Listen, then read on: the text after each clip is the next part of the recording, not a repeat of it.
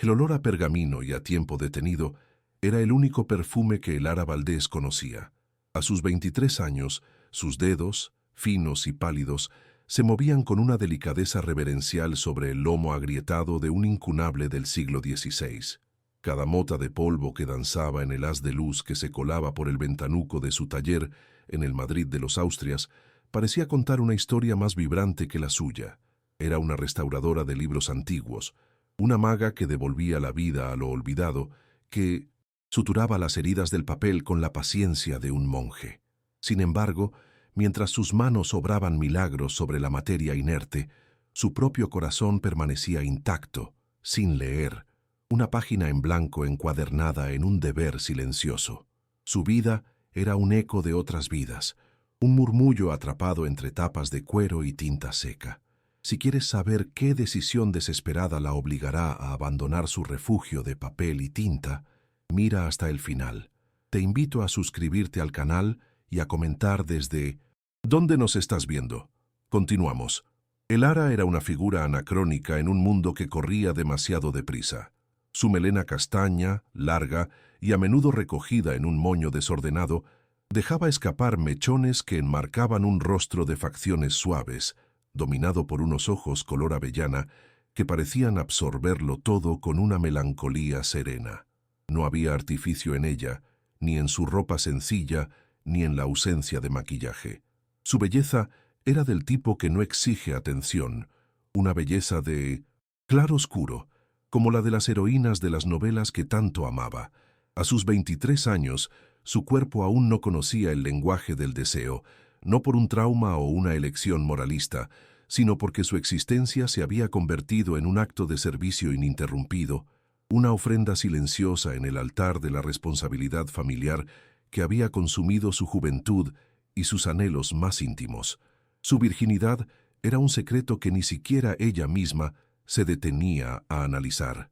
No era un trofeo ni una carga, sino simplemente un hecho, la consecuencia natural de una vida vivida hacia adentro. Mientras sus amigas de la escuela exploraban el amor y el desamor, Elara aprendía a distinguir tipos de papel por su gramaje y a mezclar pigmentos para imitar la pátina del tiempo. Había canalizado toda su pasión, toda su curiosidad, en el arte de la restauración. Sus manos, que podían devolver el esplendor a un manuscrito carcomido, jamás habían sentido la caricia exploradora de un amante, ni el calor de una piel ajena entrelazada con la suya. Era un jardín cerrado, un territorio virgen no por falta de pretendientes, sino porque la puerta había estado siempre custodiada por un centinela implacable, el deber. Vivía en un estado de vacío sutil, una ausencia que la acompañaba como una sombra en sus paseos solitarios por las calles empedradas que rodeaban su pequeño apartamento. Observaba a las parejas reír en las terrazas, a las familias pasear bajo los árboles del retiro, y sentía una punzada de extrañeza, como si estuviera viendo una película en un idioma que no comprendía del todo. Su mundo era un refugio seguro, predecible, pero también una jaula forjada con los barrotes del amor fraternal y la obligación. Anhelaba sentir el vértigo, el caos, la imperfección de una vida no planificada. Quería ser vista, no como la abnegada cuidadora o la talentosa artesana, sino simplemente como Elara, una mujer con deseos y sueños propios que se marchitaban lentamente, como las flores prensadas entre las páginas de un libro viejo. La causa de su sacrificio tenía nombre y una fragilidad que le oprimía el pecho. Su hermano menor, Leo. Desde la adolescencia, él había sido el sol alrededor del cual orbitaba su universo. Aquejado de una rara y costosa enfermedad cardíaca, cada latido de su corazón era un recordatorio constante de la precariedad de la vida y de la montaña de deudas que se acumulaban.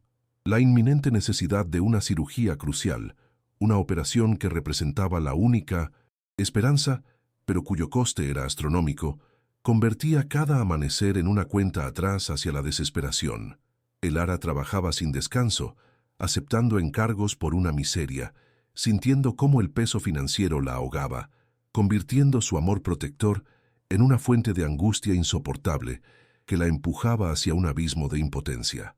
Su taller Ese pequeño espacio en la planta baja de un edificio centenario era su microcosmos, un santuario lleno del aroma a cola de conejo, cuero y papel, viejo, pero también el escenario de su reclusión. Las herramientas, ordenadas con una precisión casi quirúrgica sobre la mesa de trabajo, eran las únicas confidentes de su soledad. Allí tenía el poder de enmendar, de unir lo que estaba roto, de alisar las arrugas del tiempo. Era un control ilusorio que se desvanecía en cuanto cruzaba el umbral y se enfrentaba a la realidad. Las facturas médicas apiladas en la mesa del comedor, la mirada cansada de su hermano, el futuro incierto que se cernía sobre ellos, el silencio del taller, antes su consuelo, comenzaba a sonar como el preludio de una derrota inevitable. Una tarde, mientras la luz dorada de Madrid teñía de ocre las paredes de su taller, llegó una carta del hospital. No necesitaba abrirla para saber lo que contenía, otro recordatorio, otra cifra imposible, otro clavo en el ataúd de sus esperanzas. Sus manos, expertas y firmes, temblaron por primera vez sobre la delicada filigrana de un misal del siglo XVIII. El libro, con sus promesas de fe y salvación, parecía una burla cruel. Apoyó la frente contra la fría madera de la mesa de trabajo y cerró los ojos, sintiendo cómo las lágrimas, contenidas durante años, finalmente comenzaban a quemarle por dentro. Se dio cuenta de que su habilidad para salvar lo antiguo era inútil para asegurar el futuro. Estaba atrapada, y por primera vez en su vida consideró que estaría dispuesta a vender cualquier cosa, incluso su alma, para salvar a su hermano. El apartamento en el que vivían en el corazón de un barrio obrero que había visto días mejores era el reverso exacto de su taller. Si en su trabajo reinaban el orden y la belleza silenciosa, en casa imperaba un caos funcional dictado por la enfermedad. El pequeño salón estaba dominado por la cama ortopédica de Leo y una maraña de cables y aparatos médicos que emitían un pitido suave y constante, el metrónomo de su ansiedad. El aire olía a una mezcla de desinfectante, comida recalentada y la humedad que se filtraba por las paredes. Cada objeto parecía un recordatorio de su precaria situación. El sofá hundido, la pintura desconchada, la estantería llena de medicinas en lugar de libros.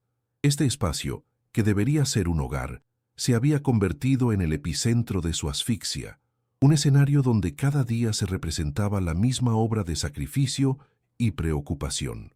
Su madre, Isabel, era una mujer forjada en la adversidad, cuyo amor se manifestaba a través de una rigidez casi marcial y una pragmática visión del mundo.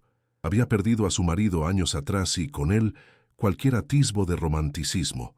Para ella, la vida era una batalla por la supervivencia, y el ara era su mejor soldado, su única arma viable. Sus manos, encallecidas por trabajos de limpieza, a menudo se posaban sobre el hombro de su hija no con ternura, sino con el peso de la expectativa. Veía la juventud y la belleza intacta de Elara no como un don, sino como un capital que debía invertirse sabiamente y con urgencia. Su mirada, a menudo, cansada, se volvía afilada y calculadora cuando evaluaba las escasas opciones que les quedaban, y todas ellas pasaban por el futuro de su hija. La presión de Isabel era una llovizna constante, una humedad que calaba hasta los huesos de Elara. Sus conversaciones giraban invariablemente en torno a la necesidad de encontrar un buen partido. No buscaba la felicidad de su hija, sino su utilidad. Un hombre de bien, con una posición, podría sacarnos de esto, repetía como un mantra mientras repasaba las facturas en la mesa de la cocina. Cada vecino con un coche decente, cada hijo de comerciante que saludaba a Elara en la calle, era sometido a un escrutinio exhaustivo por parte de Isabel. La idea del matrimonio no se presentaba como una unión de amor, sino como la única transacción honorable que podía salvar a la familia. Una venta encubierta de su hija a cambio de seguridad y la vida de su hijo. Elara recibía estas insinuaciones con un silencio que su madre confundía con docilidad, pero que, en realidad, era una muralla para contener un grito de frustración. Se sentía como una pieza en un tablero de ajedrez, movida por una mano ajena hacia un destino que no deseaba. El amor por su familia era genuino, un ancla profunda en su corazón, pero la culpa era su compañera inseparable. Se sentía culpable por desear algo más, por anhelar una vida donde no fuera una solución a un problema. La cocina, con el zumbido de la vieja nevera y el olor a guiso, se convertía a menudo en un tribunal, silencioso donde las palabras no dichas de su madre la condenaban por sus sueños egoístas, por su incapacidad para asegurar el bienestar de todos. Su rutina diaria era un mapa de su confinamiento. El trayecto a pie desde su apartamento hasta el taller era un breve interludio de anonimato, un momento en el que podía respirar el aire de Madrid sin sentir el peso de las miradas familiares. Caminaba con la cabeza gacha, observando el baile de las hojas secas sobre las aceras, sintiéndose tan desconectada de la vibrante energía de la ciudad como los libros antiguos que restauraba. Veía a los turistas maravillarse con la arquitectura de los Austrias, a los estudiantes reír en las plazas y se sentía como una espectadora detrás de un cristal invisible. Su vida transcurría en los márgenes, en los silencios, en un bucle monótono de trabajo y cuidado que la estaba vaciando por dentro, convirtiendo su juventud en un pálido pergamino. El barrio la observaba con una mezcla de compasión y juicio. Era la buena de Elara, la hermana abnegada, la hija obediente. Las vecinas le sonreían con una piedad que la humillaba, ofreciéndole consejos no solicitados y miradas que parecían evaluar su valía en el mercado matrimonial. Su virginidad, un hecho privado e intrascendente para ella, era para la comunidad un símbolo de pureza y virtud, una cualidad que la hacía aún más deseable para ese hipotético buen hombre que vendría a rescatarlas. Se sentía atrapada en una narrativa escrita por otros, un personaje de una novela costumbrista del siglo XIX, destinada a ser la recompensa de un héroe o la víctima de las circunstancias. La libertad, para ella, era una palabra exótica leída en algún libro de aventuras. La presión económica se materializó una mañana con una llamada del Departamento de Administración del hospital. La voz al otro lado de la línea, impersonal y eficiente, le informó de que, sin un depósito sustancial, la cirugía de Leo, programada para dentro de 2 meses, sería cancelada y su lugar en la lista de espera se perdería. La cifra que mencionó era tan obscena, tan fuera de su alcance, que a Elara le pareció una broma macabra. Colgó el teléfono con manos temblorosas, sintiendo un frío glacial recorrerle la espalda. De repente, el tiempo se había contraído. Ya no se trataba de meses de esfuerzo y ahorro, se trataba de un ultimátum. La soga que rodeaba su cuello se tensó hasta el punto de la estrangulación, dejándola sin aire y sin opciones. Esa misma tarde, en 1900, su taller, mientras limpiaba con delicadeza la cubierta de un atlas del siglo XVIII, sus dedos se detuvieron sobre la ilustración de un barco navegando en un mar abierto y desconocido. Por un instante, se permitió soñar. Se imaginó a bordo de ese barco, con el viento salado en el rostro, dejando atrás Madrid, las deudas, las expectativas y el olor a desinfectante. Imaginó un lugar donde su nombre no estuviera ligado a la enfermedad de su hermano o a la desesperación de su madre, un lugar donde pudiera ser simplemente ella. El anhelo de escapar fue tan intenso, tan visceral, que le dolió físicamente.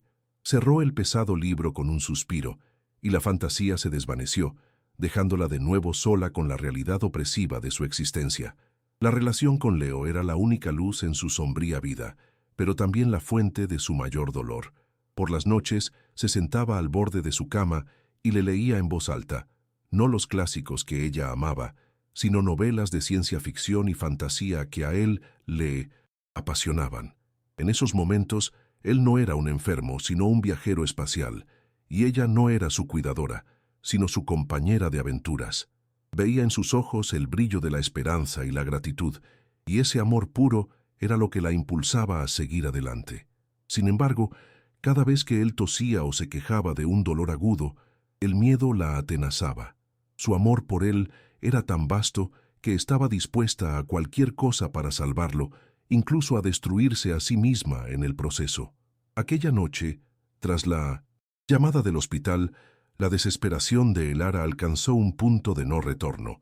Se quedó mirando por la ventana de su habitación, observando las luces de la ciudad que prometían vida y oportunidades para todos, menos para ella. La idea que había comenzado como un susurro aterrador en el fondo de su mente, ahora gritaba con una claridad ensordecedora. Si el mundo funcionaba a base de transacciones, si todo tenía un precio, entonces ella usaría la única moneda de valor que le quedaba: su cuerpo, su inocencia, su futuro. No era una elección, era una rendición, una aceptación fría y amarga de que para salvar la vida que más amaba, tendría que sacrificar la esencia de la suya. La jaula se había cerrado, y ella misma estaba buscando la llave para entregársela a su comprador. La desesperación tiene un nombre, y el Ara lo encontró en los susurros digitales de un mundo que no era el suyo. No fue a través de un anuncio en un periódico, ni por el consejo de una vecina, sino mediante un contacto discreto facilitado por un abogado especializado en acuerdos confidenciales. El nombre era Damián Montero. La sola mención evocaba poder, riqueza y un aura de peligroso misterio. Hacer la llamada fue el acto más aterrador de su vida. Su voz, apenas un hilo tembloroso, preguntó por los servicios que se ofrecían, sintiendo cómo cada palabra la despojaba de una capa de su identidad, vendiendo su futuro por teléfono en una conversación fría y aséptica que selló su destino antes incluso de conocer al hombre que se lo compraría. El camino sin retorno había comenzado, y sus pies ya no le pertenecían. Damián Montero era una leyenda en los círculos financieros de Europa, una figura casi mítica a la que apodaban el cirujano. El sobrenombre no se debía a una profesión médica, sino a su escalofriante habilidad para diseccionar empresas rivales con una precisión gélida, sin el menor atisbo de emoción o piedad. A sus 38 años, había construido un imperio tecnológico sobre las cenizas de sus competidores.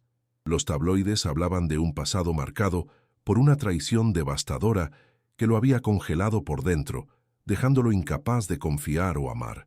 Se decía que vivía en un aislamiento autoimpuesto, rodeado de lujo pero desprovisto de calor humano.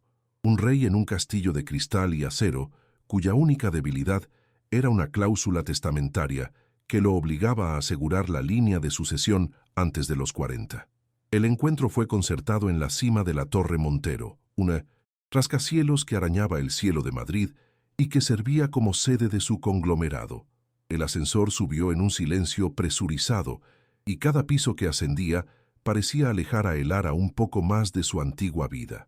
El despacho de Damián no era una oficina, sino una declaración de poder. Un espacio minimalista y vasto, con paredes de cristal que ofrecían una vista panorámica de la ciudad a sus pies. El mobiliario era escaso y de diseño, en tonos de negro, gris y cromo. No había fotos personales, ni libros, ni ningún objeto que delatara un alma. Era un entorno tan estéril y controlado como la reputación de su dueño. Un lugar donde las emociones parecían no tener cabida, y el aire mismo olía a dinero y a una soledad imponente. El Ara esperó sentada en un sillón de cuero negro que parecía querer engullirla. Se sentía anacrónica, una reliquia de otro tiempo en ese templo de la modernidad. Su sencillo vestido de algodón y sus manos, con restos de pigmento bajo las uñas que no había podido quitar, contrastaban violentamente con la pulcritud inhumana del lugar. Una secretaria de eficiencia robótica le había ofrecido agua en una botella de diseño, pero ella no había podido beber. El nudo en su garganta era demasiado grande. Observaba su propio reflejo pálido en el cristal de la mesa y por un instante no se reconoció. Era una extraña a punto de cometer el acto más íntimo y a la vez más impersonal de su vida, una pieza de anticuario a punto de ser tasada por un coleccionista implacable. La puerta se abrió sin un solo ruido, y él entró. Damián Montero era más imponente en persona de lo que ninguna fotografía podía capturar. Alto, con un traje a medida de un gris tan oscuro que parecía absorber la luz, se movía con una economía de gestos que denotaba un control absoluto. Su cabello negro estaba cortado con precisión militar, y su rostro, de rasgos afilados y aristocráticos, era una máscara de impasibilidad.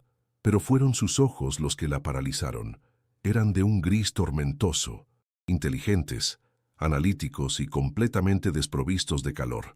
No la miraron como se mira a una mujer, sino como se examina un activo, una inversión, un problema que requiere una solución eficiente. En su presencia, el ara sintió un frío que no tenía nada que ver con la temperatura de la sala. Su voz, cuando finalmente habló, era grave y resonó en el silencio del despacho con una autoridad tranquila. Señorita Valdés, gracias por venir. No había cordialidad en sus palabras, solo una formalidad distante. Le indicó con un gesto de la mano la silla frente a su escritorio, un enorme bloque de mármol y acero que parecía un altar de sacrificios. La distancia entre ellos era inmensa, no solo física, sino existencial. Él era el poder, el control, el depredador en la cima de la cadena alimenticia. Ella era la necesidad, la vulnerabilidad, la presa que había entrado voluntariamente en la jaula. Se sentó con la espalda recta, aferrándose a la última pizca de dignidad que le quedaba, mientras él tomaba asiento y la observaba con esa mirada penetrante que parecía desnudarla hasta el alma. Sin más preámbulos, deslizó una carpeta de cuero a través de la superficie pulida de la mesa. Se detuvo justo delante de ella. «El acuerdo», dijo, con la misma inflexión que usaría para hablar del balance trimestral. «Es sencillo. Un heredero. Todos los gastos médicos de su hermano serán cubiertos de forma inmediata y vitalicia. Adicionalmente, recibirá 1.000.000 de euros en un fondo fiduciario a su nombre una vez se confirme el embarazo y nazca el niño». Las palabras eran claras, precisas, quirúrgicas. Cada término estaba diseñado para eliminar cualquier ambigüedad, cualquier posibilidad de enredo emocional. Era una transacción, la compra de un servicio biológico, despojada de cualquier humanidad. El ara miró el documento, y las letras se desenfocaron, convirtiéndose en el rostro pálido de su hermano. Mientras Damián continuaba detallando las cláusulas de confidencialidad y los protocolos médicos, la mente de el ara se convirtió en un campo de batalla. Una parte de ella, la restauradora, la guardiana de la belleza y la historia, gritaba en silenciosa rebelión. Se sentía profanada, como un manuscrito único que estuviera a punto de ser desmembrado para vender sus páginas por separado, pero otra voz, la de la hermana, la de la cuidadora, ahogaba ese grito con una lógica brutal y desesperada. Era la vida de Leo a cambio de 9 meses de la suya. Era su futuro a cambio de la posibilidad de que él tuviera uno. La culpa y el amor se entrelazaron en un nudo tan apretado que le impedía respirar, y una resignación amarga comenzó a extenderse por sus venas como un veneno lento. Él dejó de hablar y un silencio pesado cayó sobre la habitación. La observaba fijamente, esperando su respuesta. Su mirada ya no era solo analítica. Había en ella un matiz de curiosidad, casi de fascinación. Quizás esperaba lágrimas, súplicas o un arrebato de histeria. En su lugar, encontró una calma rota, una dignidad herida que se negaba a rendirse por completo. El ara levantó la vista del contrato y sostuvo su mirada. En ese cruce de ojos, por un instante fugaz, la transacción se suspendió. Él vio en ella una fuerza inesperada, una profundidad que el dinero no podía comprar ni el contrato podía definir. Ella, por su parte, vislumbró una grieta infinitesimal en su armadura de hielo, una soledad tan vasta y profunda como la vista desde aquella ventana. Finalmente, con un movimiento lento y deliberado, el ara alargó la mano y tomó la pluma de oro que él le ofrecía. Pesaba en su mano, un instrumento ajeno y frío, tan diferente a sus pinceles y espátulas. Abrió el contrato en la última página, donde un espacio en blanco esperaba su nombre. El sonido de la punta del bolígrafo rasgando el papel fue el único ruido en el universo. Fue un trazo rápido, casi violento. No firmó como el ara Valdés, la restauradora de sueños ajenos, sino como un fantasma que vendía su cuerpo para salvar un alma. Al levantar la pluma, sintió que algo dentro de ella se rompía irrevocablemente. Damián Montero recogió el documento, su expresión tan impenetrable como siempre. El pacto estaba sellado. La semilla de su tenso y doloroso vínculo acababa de ser plantada.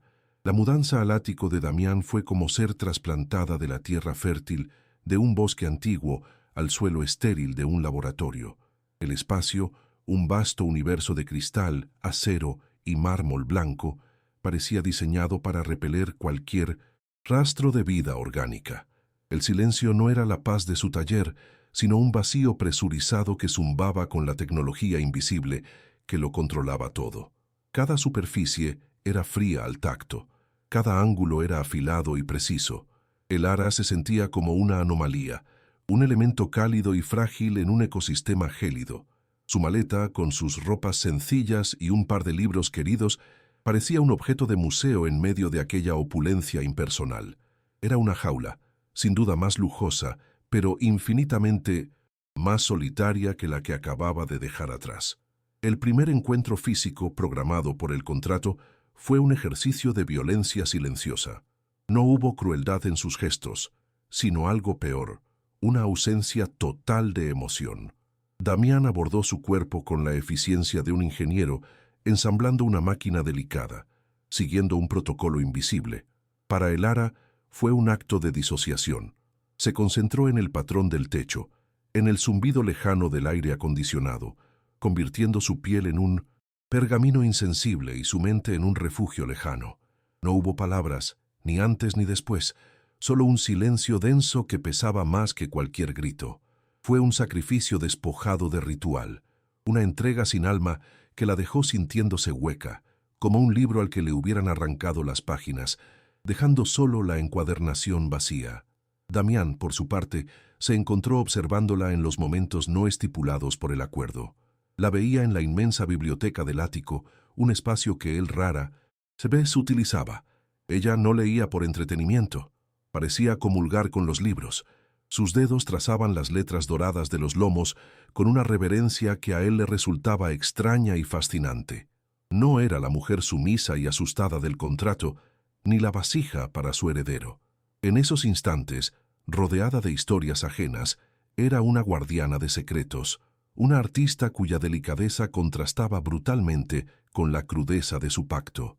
Esa visión inesperada comenzó a erosionar la certeza con la que él había diseñado su plan, introduciendo una variable humana que no había previsto y que, para su alarma, no podía controlar. Para sobrevivir, el ara intentó recrear un microcosmos de su antiguo taller. En un rincón de su minimalista habitación, colocó una pequeña mesa donde dispuso un par de sus herramientas de restauración y un libro dañado que había traído consigo. Era su ancla, su conexión con la mujer que había sido antes de firmar aquel contrato. Allí, el olor a cola y a papel viejo combatía el aroma aséptico del resto del ático. Era un acto de rebeldía silenciosa, una forma de decirle a aquellas paredes de cristal que su alma no estaba en venta, que aún existía una parte de ella que no le pertenecía a Damián Montero. Ese pequeño santuario se convirtió en el escenario de su resistencia, el único lugar donde podía respirar sin sentir el peso del acuerdo en sus pulmones. Las cenas eran un ritual de tensión contenida.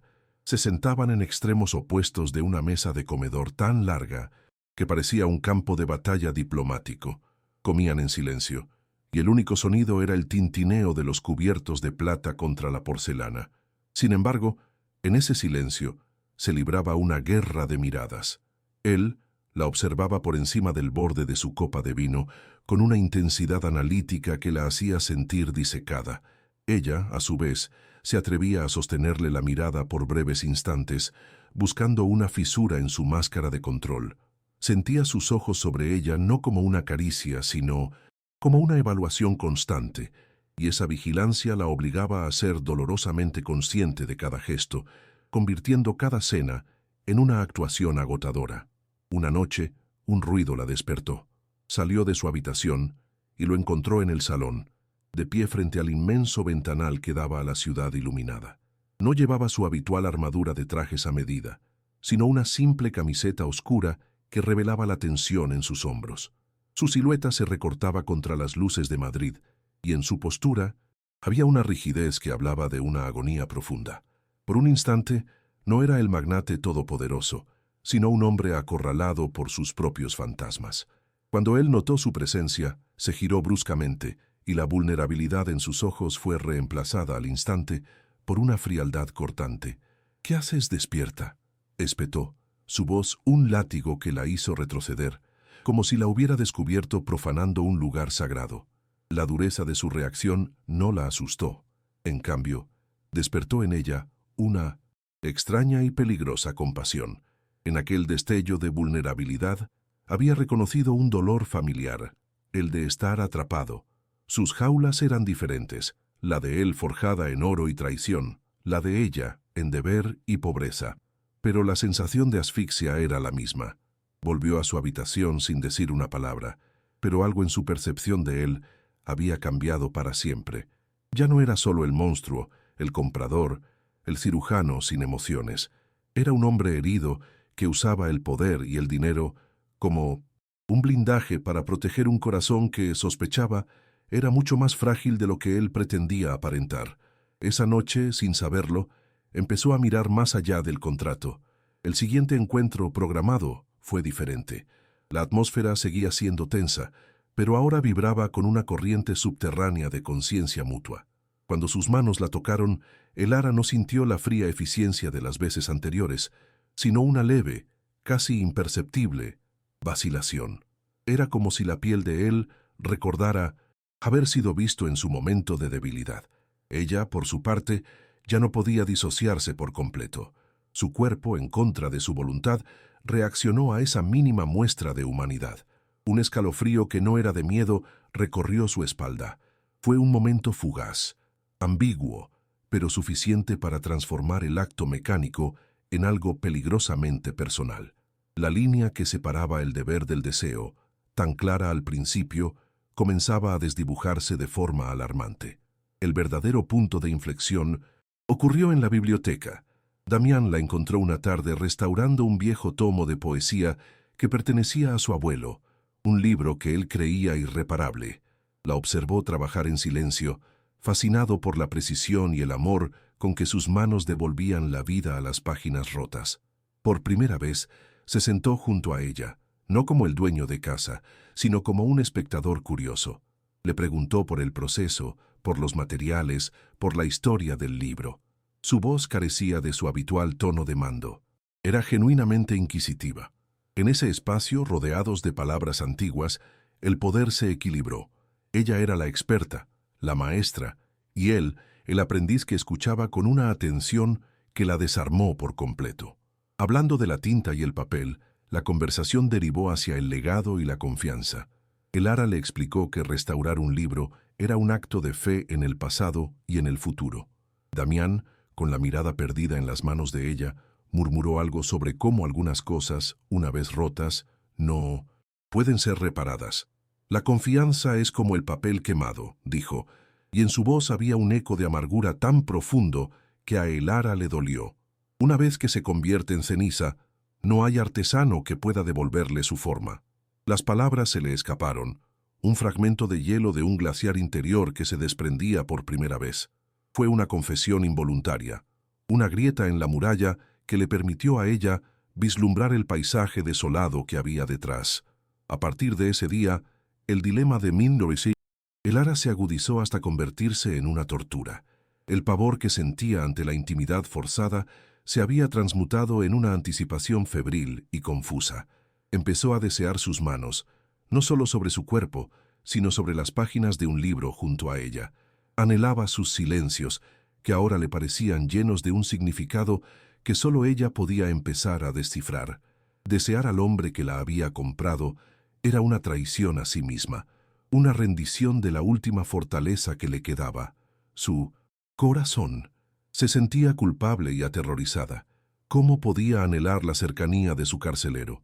La lógica le gritaba que se protegiera, pero su cuerpo y su alma, hambrientos de conexión, comenzaban a ignorar sus advertencias.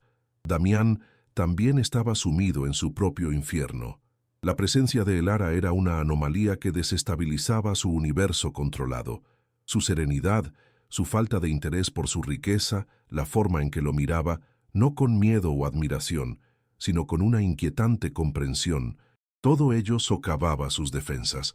Se descubría buscándola con la mirada, inventando excusas para ir a la biblioteca, sintiendo una punzada de algo parecido a la decepción cuando ella no estaba. El deseo físico se estaba entrelazando con una necesidad de conexión emocional que lo aterraba. Para combatirlo, se volvió más errático, su frialdad una armadura que se ponía y se quitaba con torpeza, alternando momentos de inesperada cercanía con días de un distanciamiento glacial que la confundían y la herían. Esta dinámica de atracción y rechazo se convirtió en su nuevo lenguaje. Una noche, él le trajo un ejemplar rarísimo de El Quijote, un regalo que era a la vez una ofrenda de paz y una demostración de poder. Pasaron horas hablando de él, sentados más cerca de lo habitual, el calor de sus cuerpos casi rozándose.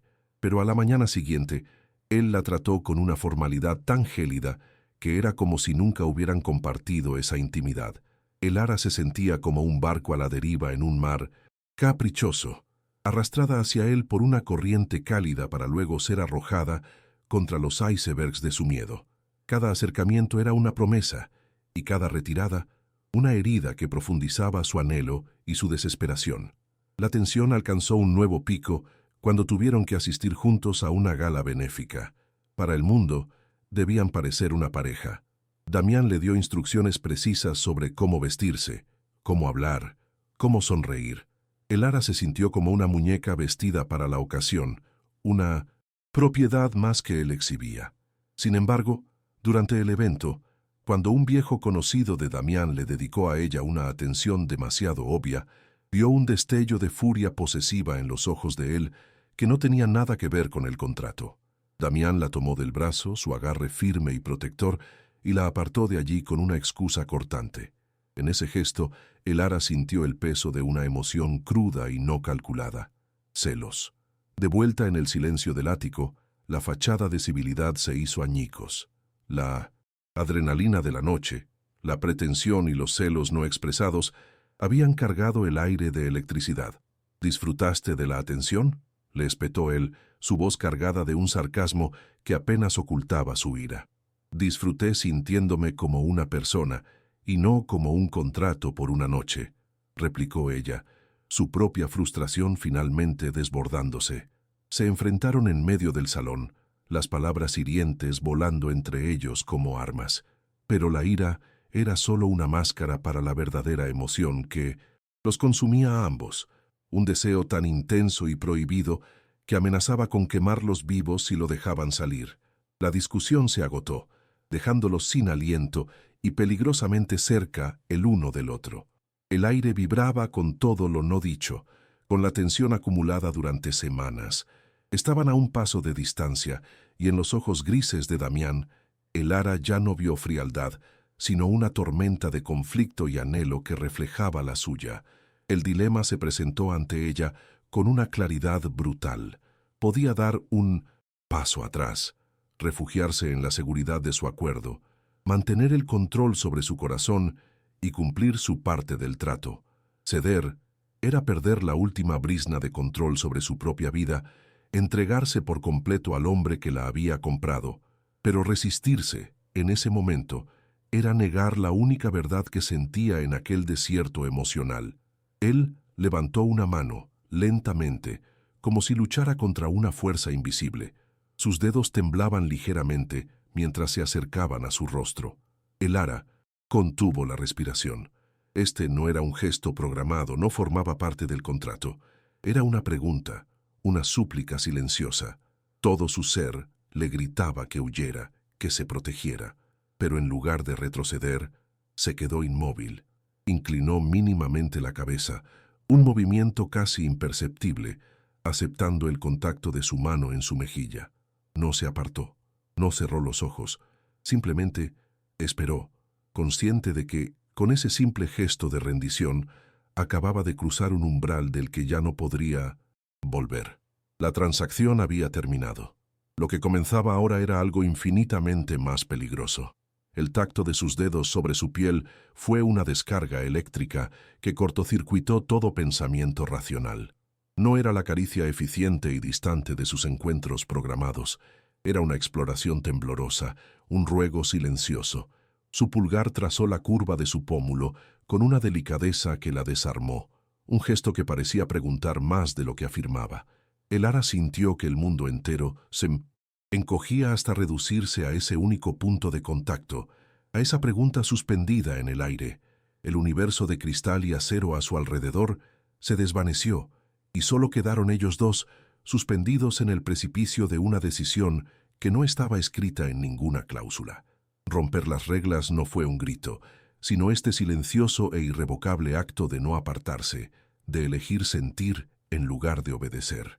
Al no encontrar resistencia, la máscara de Damián se resquebrajó, revelando un paisaje de anhelo y desesperación que la dejó sin aliento.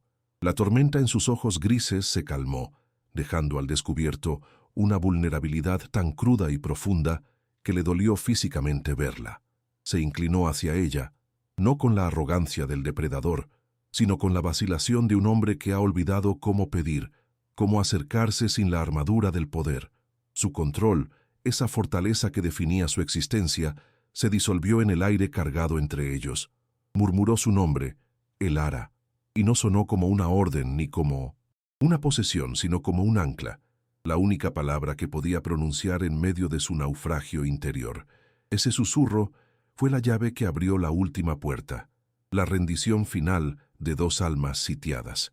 El beso que siguió no fue una explosión, sino un descubrimiento lento y reverencial. Sus labios, que ella había imaginado fríos y firmes, la encontraron con una suavidad y una duda que hablaban de una profunda soledad. Fue un beso que sabía a preguntas, a años de sequía emocional, a una sed desesperada de conexión. Elara, sin experiencia que la guiara, respondió con la única verdad que conocía, una honestidad instintiva. No fue pasiva. Sus manos se alzaron, buscando sus brazos, sus hombros, necesitando tocarlo, asegurarse de que era real. El sabor a vino caro en su boca se mezclaba con una nota más amarga y compleja, la de un dolor antiguo que, por primera vez, estaba compartiendo con alguien. Fue un diálogo sin palabras, la primera frase de una historia que ambos temían y anhelaban escribir. La ternura inicial se incendió, transformándose en una necesidad voraz. La contención de semanas, la tensión de las miradas no correspondidas y las palabras no dichas, estalló en un beso que era a la vez un castigo y una absolución. Se volvió hambriento, posesivo, un intento desesperado por borrar la distancia, el contrato, el mundo entero. Las manos de él se deslizaron desde su rostro hasta su cintura, atrayéndola hacia sí con una fuerza que la dejó sin aire, pegando su cuerpo al de él. Sintió la rigidez de sus músculos, el latido desbocado de su corazón martilleando contra el suyo, un ritmo frenético y compartido. En ese instante, ya no eran Damián Montero, el magnate, y Elara Valdés, la virgen comprada. Eran simplemente un hombre y una mujer consumidos por un fuego que amenazaba con purificarlos o destruirlos por completo. Rompió el beso con un jadeo, su frente apoyada en la de ella. Sus ojos, ahora oscuros y dilatados por el deseo, la buscaron en la penumbra del salón. No pronunció palabra alguna, pues las palabras pertenecían al mundo del contrato y la lógica, un mundo que acababan de abandonar. En su lugar, tomó su mano, entrelazando sus dedos con los de ella. Su agarre era firme, una promesa silenciosa. La guió a través del vasto y silencioso apartamento, alejándose del escenario de su conflicto hacia el territorio desconocido de su intimidad. Cada paso sobre el frío mármol era una decisión consciente, un avance hacia un punto de no retorno. Clara sintió que caminaba hacia su destino, ya fuera este la salvación o la perdición, pero por primera vez sentía que lo hacía por elección propia. La puerta de su dormitorio se abrió a un espacio que Elara nunca había visto.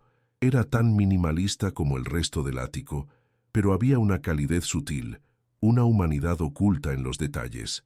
Un libro de poesía con las páginas marcadas, una chaqueta de cachemira arrojada sobre un sillón. Eran las grietas en la fachada del cirujano. Damián la guió hasta el centro de la habitación y la giró para mirarla a la luz tenue que se filtraba por los ventanales. La buscó en los ojos, una última vez, no como un comprador examinando su adquisición, sino como un hombre desnudo de sus defensas. Su voz, cuando habló, fue un murmullo ronco y cargado de una emoción que lo sacudió. «Elara», dijo, «esto Esto no forma parte del acuerdo. Era una advertencia, pero también una liberación. Ella sostuvo su mirada, el corazón latiendo con una fuerza que resonaba en sus oídos. El miedo seguía ahí, un temblor profundo en sus entrañas, pero estaba eclipsado por una certeza abrumadora. Había pasado su vida restaurando las historias de otros, viviendo a través de páginas ajenas. Esta era su historia, y estaba dispuesta a vivirla sin importar el coste. Levantó una mano temblorosa y la posó sobre el pecho de él, sintiendo el calor de su piel a través de la fina tela de la camisa. Sintió la violenta cadencia de su corazón.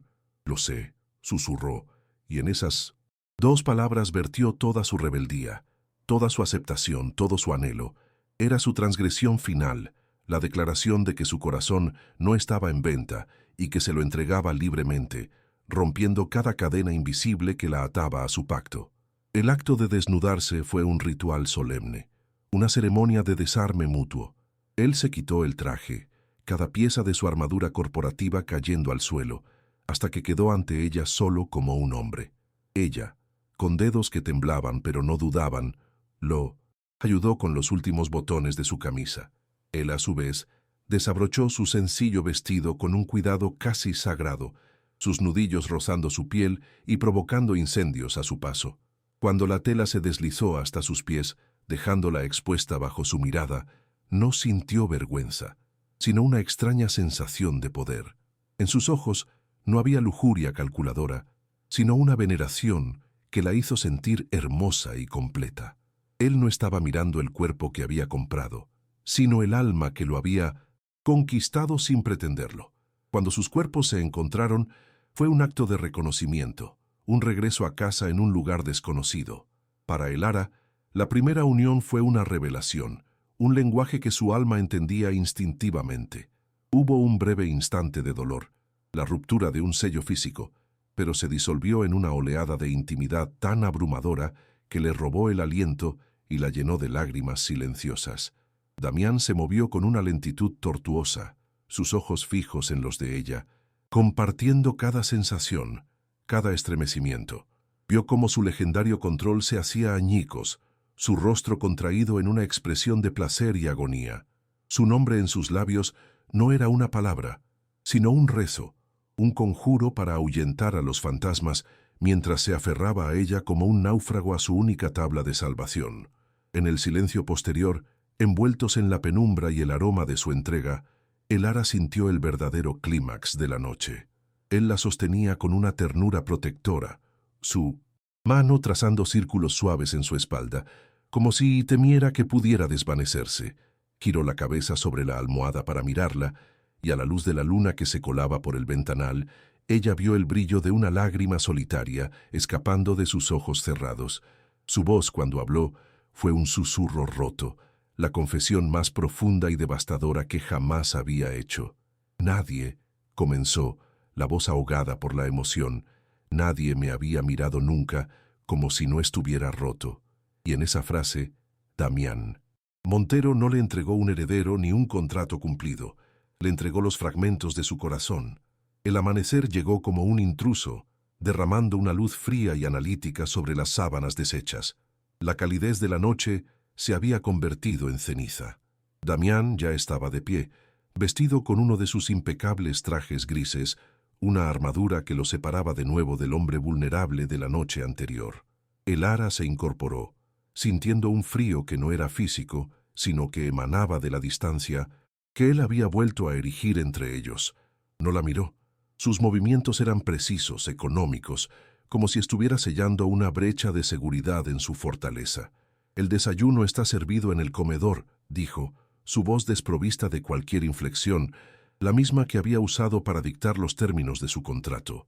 La intimidad se había evaporado, dejando tras de sí el amargo residuo de una transacción que había transgredido sus propios límites. El silencio en la inmensa mesa del comedor fue una forma de tortura. Él no levantó la vista de la tableta financiera que tenía delante, sus dedos deslizándose por la pantalla con una eficiencia que era un insulto. Cada bocado que Elara intentaba tragar se convertía en una bola de plomo en su garganta. Se sentía sucia, usada, pero no por el acto en sí, sino por la negación que vino después. La ternura, la confesión rota, la lágrima solitaria en su rostro. ¿Lo había imaginado todo? Se sintió como una tonta, una novicia que había confundido un momento de debilidad del carcelero con una promesa de libertad. Su cuerpo, que horas antes se había sentido venerado, ahora le parecía un objeto devuelto a su estante tras ser examinado, su valor de nuevo reducido a una cláusula en un documento legal. El latigazo emocional la dejó aturdida, sin palabras y con el corazón hecho añicos. Tras el simulacro de desayuno, él finalmente habló, sin mirarla. «Será mejor que vuelvas a tu apartamento por un tiempo. Necesito concentrarme en un cierre de trimestre importante». La excusa era tan delgada como el cristal de los ventanales, una mentira torpe para expulsarla de su espacio, para borrar la evidencia de su desliz. Colocó sobre la mesa una tarjeta de crédito sin límite y las llaves de un coche. «Para tus gastos, el chofer te llevará». Cada palabra era un clavo que la fijaba de nuevo a su rol de empleada, de incubadora. Elara no dijo nada. Se levantó, recogió las llaves y la tarjeta sin mirarlas y caminó hacia la puerta. «No sé», giró. El sonido del ascensor al cerrarse fue el eco del portazo que él le había dado a su corazón, dejándola sola en una caída libre hacia la desesperación. El regreso a su antiguo barrio fue un viaje a través de un espejo roto, el olor a humedad y a guiso casero que se filtraba por el pasillo, el zumbido constante de los aparatos médicos de Leo. Todo lo que antes era su realidad asfixiante, ahora parecía un escenario ajeno. Se sentía como un fantasma en su propia vida. Su pequeño taller, antes su refugio, ahora le parecía claustrofóbico, las paredes demasiado cercanas, los libros silenciosos testigos de la mujer ingenua que había sido. Había probado la vastedad de un mundo diferente, no por su lujo, sino por la intensidad de la conexión que había experimentado, y ahora su jaula de deber y sacrificio se le antojaba insoportablemente pequeña. Estaba atrapada entre dos existencias, sin pertenecer ya a ninguna de ellas, suspendida en el limbo del casi y el nunca más. Su madre notó el cambio de inmediato. Vio la palidez en su rostro, la sombra en sus ojos avellana, pero su preocupación no era por el bienestar emocional de su hija, sino por la seguridad del acuerdo. «¿Ha pasado algo? No habrás hecho ninguna tontería, ¿verdad, Elara?», preguntó Isabel una tarde, su voz afilada por el miedo a perderlo todo.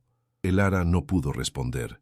¿Cómo explicarle que la tontería había sido sentir, conectar, creer por un instante que era más que un medio para un fin? Su silencio fue interpretado por su madre como una confirmación de sus peores temores, creando una nueva fisura en su relación. Se sintió más sola que nunca, incomprendida por la mujer que la había criado y repudiada por el hombre que había despertado su corazón. La culpa la devoraba, haciéndole creer que su anhelo había puesto en peligro la única esperanza de su familia. Mientras tanto, en la cima de su torre de marfil, Damián Montero libraba su propia guerra perdida. El ático, antes un santuario de control y orden, ahora estaba impregnado de su ausencia. Su perfume sutil parecía aferrarse a las cortinas. El libro de poesía que ella había admirado en la biblioteca era un objeto acusador sobre su escritorio. Intentó sumergirse en el trabajo, en las cifras y las estrategias que siempre habían sido su refugio, pero la imagen de sus ojos, la sensación de su piel, el sonido de su nombre en sus labios, en el clímax de su entrega, lo perseguían como espectros. Por primera vez en años, el poder y el dinero eran inútiles. Había tenido en sus brazos algo real, algo que no podía comprar ni controlar, y su pánico atávico a la vulnerabilidad le había obligado a destruirlo. Era un rey en un reino vacío, atormentado por el fantasma de la única persona que lo había visto sin su corona. Elara encontró su salvación donde siempre lo había hecho, en su trabajo. Volvió a su taller, no como una fugitiva, sino como una peregrina.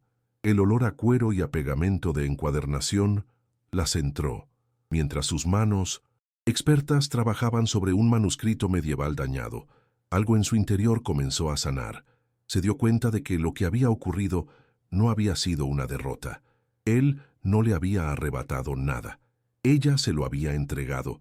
Había sido una elección, su primera elección verdaderamente adulta y egoísta. En un mundo que siempre le había exigido sacrificio, ella había elegido sentir.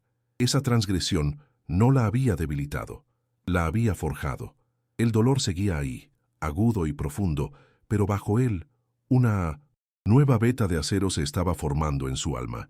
Ya no era solo la guardiana de historias ajenas, había comenzado a escribir la suya con tinta de deseo y lágrimas. Unas semanas después del exilio, la consecuencia de su noche de transgresión se manifestó de la forma más biológica e innegable. Una mañana, el olor del café que su madre preparaba le provocó una oleada de náuseas que la obligó a correr al baño. Fue el primer indicio, una sospecha que confirmó con una prueba de farmacia comprada en 1900. Secreto. Las dos líneas rosas en la pequeña ventana de plástico eran una sentencia y una promesa. El contrato estaba cumplido, pero de una manera que ya no tenía nada que ver con el dinero. Una vida, un nudo biológico imposible de deshacer, crecía en su interior, conectándola a Damián de una forma que ni su miedo ni su distancia podían romper. El pánico inicial dio paso a una extraña calma protectora. Aquel ser no era un producto, era su hijo, y eso lo cambiaba todo. El informe del médico, confirmando el embarazo, llegó al correo electrónico de Damián como un misil silencioso. Lo leyó una y otra vez, la pantalla del ordenador reflejando su rostro impasible. El plan había funcionado con una eficiencia impecable. Debería sentir alivio, triunfo. En cambio, sintió un vacío tan vasto como el océano. El heredero estaba en camino, pero la mujer que lo llevaba se había convertido en una obsesión que corroía su disciplina. Se encontró caminando por el ático por la noche, deteniéndose frente a la puerta de la habitación que ella había ocupado, la mano a medio alzar para tocar la fría madera. Había huido de la conexión, pero ahora estaba encadenado a ella de por vida. La ironía era brutal. En su intento de asegurar su legado, había engendrado la mayor vulnerabilidad de su existencia. De pie frente al espejo de su modesta habitación, Elara se miró, no a sí misma, sino a la mujer que se estaba convirtiendo. La timidez había sido reemplazada por una determinación serena. El miedo a haberlo destruido todo seguía ahí, pero ahora convivía con una nueva fuerza, una que nacía de la vida que albergaba. Ya no era una víctima de las circunstancias ni una pieza en el juego de nadie. El contrato, el dinero, la seguridad para su hermano, todo eso se había vuelto secundario. Lo que importaba era la historia que había comenzado aquella noche, una historia que no merecía terminar con un cheque y un adiós silencioso. No aceptaría el dinero para desaparecer. Volvería para reclamar no un contrato, sino una verdad, enfrentándose al hombre que le había enseñado el dolor y el deseo, no como la virgen que compró, sino como la madre de su hijo. El regreso a la Torre Montero no fue una rendición, sino una reconquista. Elara subió en el ascensor silencioso, no como la joven asustada que había entrado allí por primera vez, sino como una reina reclamando su territorio. Cada piso que ascendía era un peldaño de su propia metamorfosis. Ya no llevaba el peso del deber en sus hombros, sino la certeza de una vida en su vientre. El apartamento la recibió con su habitual silencio frío e impersonal, pero ella ya no se sentía una intrusa. Caminó con paso firme a través de los vastos espacios de mármol, siguiendo el rastro de una tenue luz que se derramaba desde la biblioteca. Allí lo encontró de espaldas a la puerta, su silueta recortada contra el ventanal, que mostraba un Madrid nocturno y enjollado. No era el depredador en su trono, sino un centinela solitario custodiando su propia desolación. Él no se giró al oír sus pasos, como si la hubiera estado esperando en el fondo de su conciencia. Su voz, cuando habló, fue un murmullo grave que apenas logró atravesar la tensión del aire. «¿Qué haces aquí, Elara? El acuerdo es claro». Ella se detuvo a pocos metros, observando la rigidez de su espalda, la forma en que sus manos se apretaban en puños a sus costados. No había ira en su tono, sino un cansancio profundo, el agotamiento de un hombre que ha luchado contra sí mismo y ha perdido. Cuando finalmente se volvió para enfrentarla, su rostro era una máscara de control resquebrajada. En sus ojos grises, Elara no vio al cirujano implacable, sino al hombre que le había confesado su fractura en la oscuridad, un hombre aterrorizado por la misma conexión que ella venía a reclamar como un derecho inalienable. Sin decir una palabra, Elara avanzó hasta la gran mesa de caoba que dominaba la estancia. No sacó el informe médico ni la prueba de embarazo. En su lugar, depositó sobre la superficie pulida un pequeño libro encuadernado en cuero, uno de los que había estado restaurando en su taller. Estaba abierto por una página en blanco. «El acuerdo ha terminado, Damián», dijo ella, su voz tranquila pero resonando con una fuerza inquebrantable. «Un contrato es una historia con un final preestablecido. Lo que empezó entre nosotros esa noche no fue el cumplimiento de una cláusula, fue el prólogo de algo más». Levantó la vista y lo miró directamente a los ojos, sin miedo, sin súplica. «He venido a decirte que esta historia no ha terminado. De hecho, acabamos de empezar a escribir el primer capítulo y no pienso permitir que lo arranques». Damián la miró, su mente analítica luchando por procesar una variable que no encajaba en ninguna de sus proyecciones. Estaba acostumbrado a las negociaciones, a las amenazas, a las lágrimas, pero no a esta serena declaración de intenciones. Vio a la mujer que tenía delante y ya no era la joven maleable que había elegido por su vulnerabilidad. Era una fuerza de la naturaleza, una guardiana no solo de libros antiguos, sino de una verdad que él había intentado enterrar bajo capas de cinismo y control.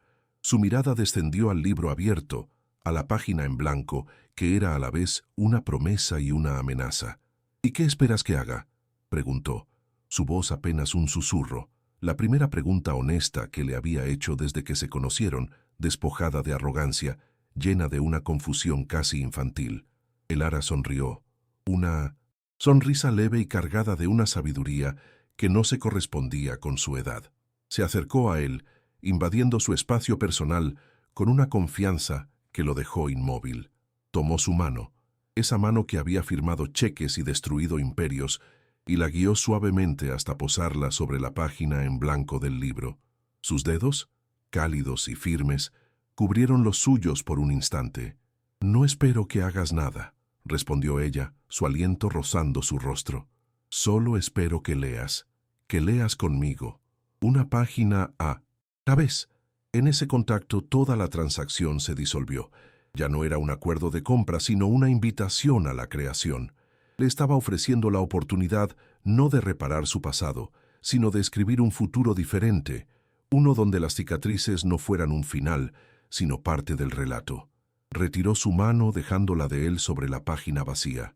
El silencio que se instaló entre ellos ya no era un abismo, sino un espacio fértil, un lienzo esperando la primera pincelada. Damián no apartó la mano. Se quedó allí, mirando fijamente el papel, sintiendo su textura bajo los dedos como si fuera la primera vez que tocaba algo real. Elara no esperó una respuesta, simplemente permaneció a su lado, una presencia tranquila, dándole el tiempo y el espacio para tomar la decisión más importante de su vida. El imperio de cristal y acero a su alrededor contuvo la respiración, esperando saber si su rey finalmente se atrevería a abandonar su trono para aprender a escribir una historia de amor, una palabra, a la vez, junto a la mujer que había restaurado su alma sin siquiera intentarlo.